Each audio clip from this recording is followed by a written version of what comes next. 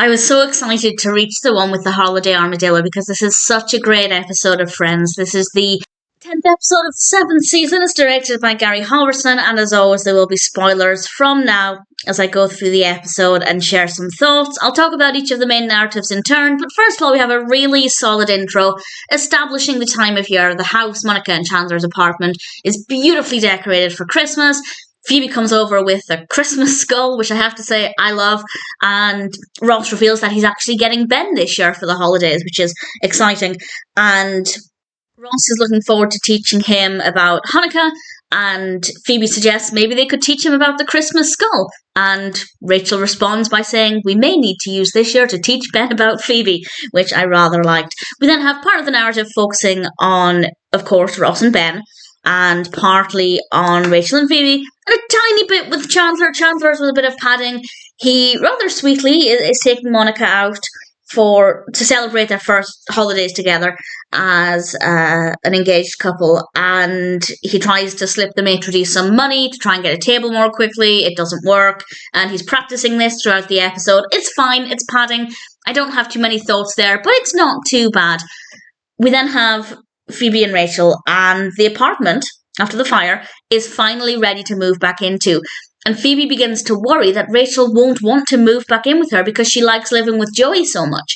So Phoebe decides to try and make Rachel want to leave Joey's, first of all by buying Joey a drum kit, but Rachel really enjoys playing it.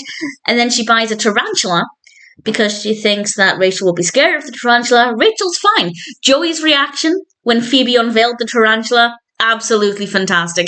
He is the one who is scared, and she finally has to confess to Rachel why she's been doing all of these things. And Rachel wants to live with Phoebe still, and they go back to the apartment, and it's quite weird seeing the space empty, and there is a bit of a problem, because it used to actually only be one bedroom, and a wall was put up to, of course, divide the room into two, and because they've had to completely renovate the place, it's now just one bedroom with a skylight.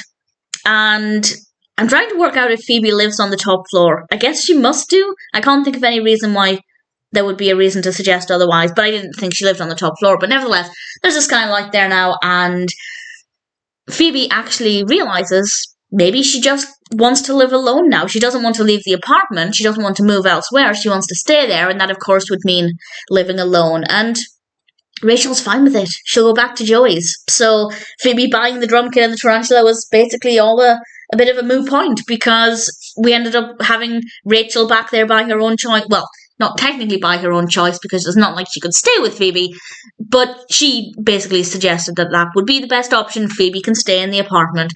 So things are not necessarily changing there, and I like Rachel over at Joey's. I think it works really well.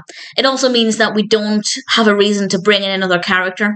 Joey doesn't have a reason to look for another roommate, and I think that also works really well, because if they'd brought in the wrong character, we've seen roommates before, it could either be very funny and enhance the show, or they could make the wrong decision, bring in the wrong character, and have a lot of problems. And I think Rachel staying there for now is the best option. We then come to Ross, and Ross is trying to teach Ben about Hanukkah. Ben is more interested in Christmas and is kind of making it a bit of a competition. So Ross decides, fine, if my son wants Christmas, I'll do the whole Christmas thing. And he goes to a costume shop. Obviously, there are no Christmas costumes left because it's right before Christmas. So he gets the holiday armadillo costume, which is just such a great Friends moment. I love the reveal of the costume. I wish I could remember how I felt or what I thought when I first saw that moment. I'd say it's pretty unpredictable. Well, the title's the one with the holiday armadillo. But aside from that, it's a pretty unpredictable moment. And then Chandler comes in dressed as Santa Claus, which is just an absolute joy.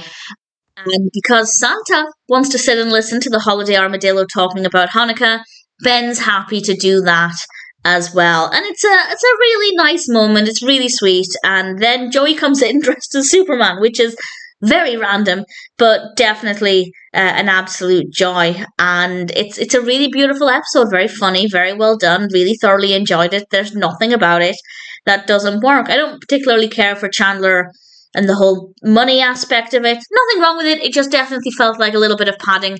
Put it this way, if they hadn't included it, I don't think I would have personally been missing out on very much. But that being said, I still think that the whole episode really thoroughly enjoyable, a nice take on the holiday season, and the one with the holiday armadillo is always going to be an absolute joy.